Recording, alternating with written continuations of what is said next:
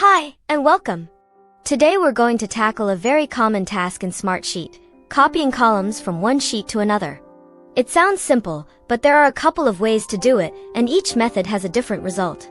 We'll walk through the process so you can choose the right one for your needs and save a ton of time by not having to rebuild columns from scratch.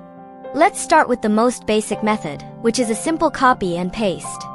You can go to your source sheet, click on the column header to select the entire column, use your keyboard shortcut to copy, then go to your destination sheet, click on an empty column header, and paste. This method is very fast for moving just the data.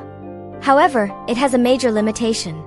It only copies the values in the cells, not the properties of the column itself.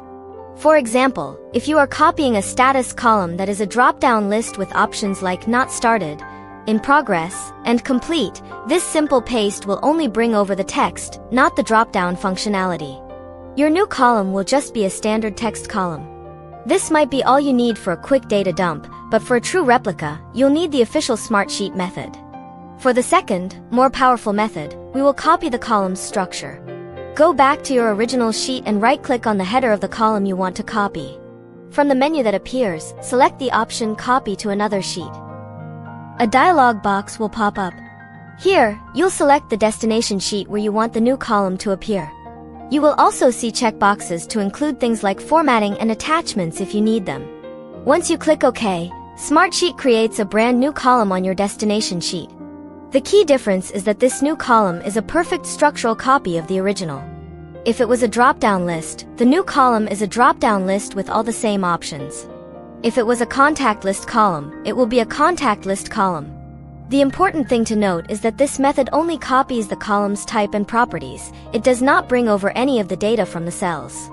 So, this brings us to the most effective workflow for creating a perfect duplicate. It's a two-step process.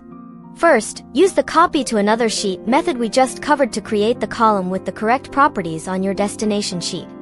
Then, go back to your original sheet, select and copy all the cell data within that column, and then paste that data into your newly created, perfectly formatted column on the destination sheet. This combination ensures you get an exact replica, the column type, its properties like drop-downs, and all of its data are transferred perfectly. It's the best of both worlds and guarantees your new sheet functions just like the old one. Thanks so much for watching. I hope this guide helps you manage your Smartsheet projects more efficiently.